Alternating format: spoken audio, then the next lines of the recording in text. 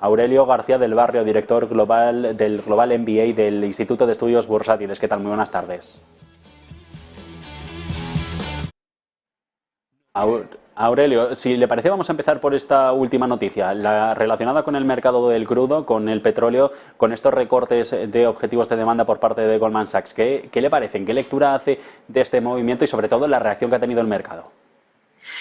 Bueno, ya lo decíamos aquí, no sé si fue la semana pasada o hace 2 semanas, os comentaba que el precio del Brent iba a estar a final de año no por debajo de los 80 dólares el barril, pero que se iba a mover ahí en ese rango aproximadamente, ¿no? O sea que sí se estimaba o se veía que el precio del petróleo podía caer.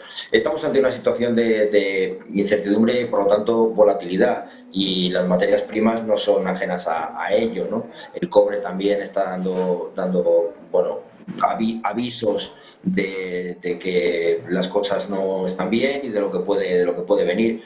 Al final, ¿qué está viendo la OPEP Plus? Bueno, pues eso, problemas de demanda, y ante una posible recesión, lo que eso les puede suponer. Por lo tanto, se están produciendo las ventas de crudo, y de ahí esa bajada de precios, ¿no? Estamos también en una semana en la que la Reserva Federal, el Banco Central Europeo son la noticia, es el catalizador del mercado a la espera de ese CPI, de esa inflación que vamos a tener mañana en Estados Unidos. ¿Va a haber campanada por sorpresa, como sucedió con Canadá o con Australia la semana pasada, o Lagarde y Powell ya lo tienen todo descontado?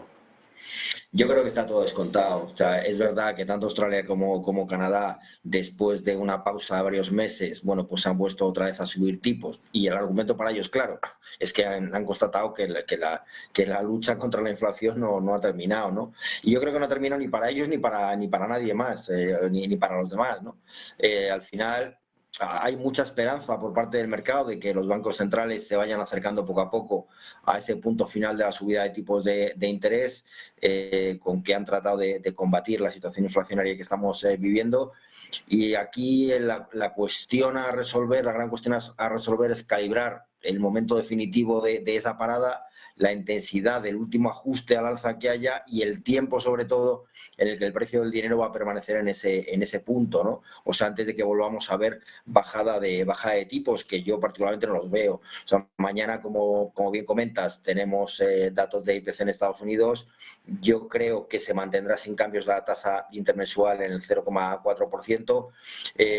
Por lo tanto, en el caso del Banco Central Europeo, el jueves está descontado que va a subir 25 puntos básicos sin lugar a dudas.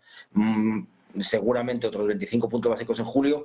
Y la Fed, por contra, después de las últimas declaraciones de Powell, donde iban a ir monitoreando la economía, a ver cómo estaba la situación, pues veremos si se produce la subida también de 25 puntos básicos anunciada para el miércoles, para este próximo miércoles, después de los 2 días de reunión de la Reserva, del Comité Ejecutivo de la Reserva Federal, o lo retrasan a julio. Pero en cualquier caso, sea este mes o sea en julio, va a ser antes del mes de agosto.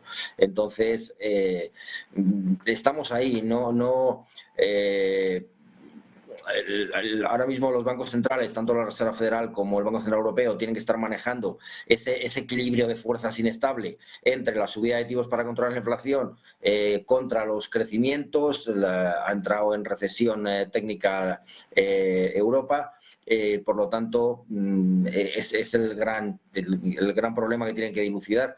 Pero yo no estoy en absoluto convencido, y entiendo que el mercado lo esté deseando y lo esté pidiendo como agua de mayo, pero no estoy absolutamente convencido de que vayamos a ver reducción de tipos a corto plazo. Creo que vamos a ver los tipos altos durante tiempo, porque la inflación no va a bajar rápidamente, ni muchísimo menos. Por lo tanto, también estamos viendo cómo el Banco de Inglaterra va a subir tipos en la reunión que tiene prevista para el 22 de junio hasta el 4,75 probablemente. Y ahí el único elemento discordante, el único que pone el contrapunto, es el Banco de Japón, donde todavía va a mantener los tipos en negativo por las particularidades que sabemos que tiene la economía japonesa, ¿no?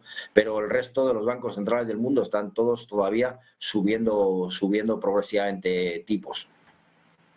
Precisamente comentabas que la inflación en Estados Unidos, que la conocemos mañana, se quede más o menos estática en ese dato de cierre de abril que supuso un 4,9%, una caída, eso sí, con una subyacente que también andaba de recorte en el 5,5%.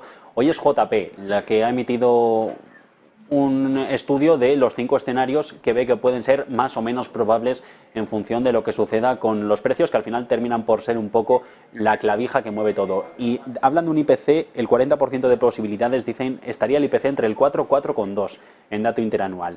¿Es realista o es demasiado optimista con la situación que tenemos actualmente, sobre todo con esa subyacente que insisten todavía no ha tocado techo?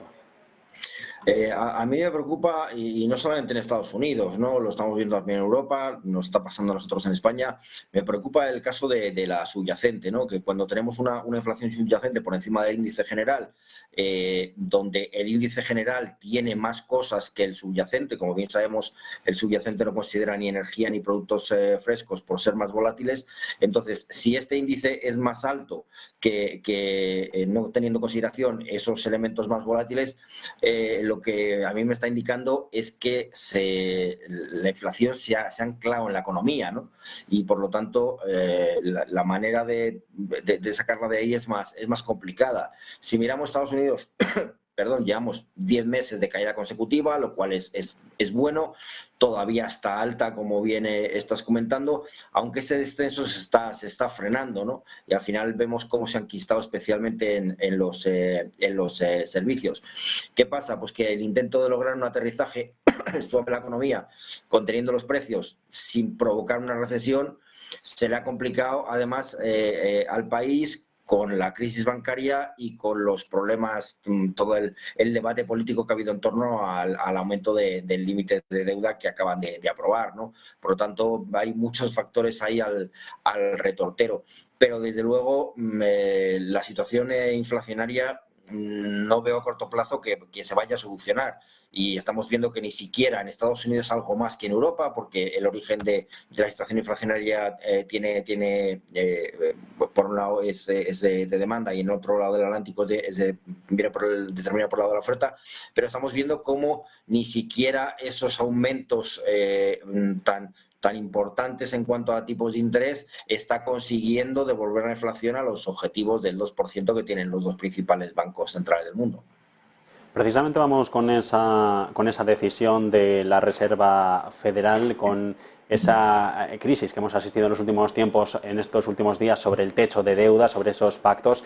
¿Va a haber tal avalancha de papel que va a tener ese mercado de renta variable cierto viento de cola con la renta fija o se va a desligar completamente? ¿Vamos a ver apenas movimiento? Bueno, debería tener algo, ¿no? Porque lo que es verdad es que el aumento del techo de deuda lo que hace es dotar de más tranquilidad y estabilidad al sistema financiero de Estados Unidos, bueno, y por ende al resto del mundo, ¿no? Pero no debería afectar a ningún aspecto de política monetaria por parte de la Reserva Federal. En cuanto a los mercados, sí, obviamente debería tener algo de efecto de cola y por lo tanto creo que deberíamos ver algo de movimiento. García del Barrio, director del Global MBA del Instituto de Estudios Bursátiles del IEB, muchas gracias por haber estado en Negocios Televisión. Gracias a vosotros, como siempre. Buenas tardes.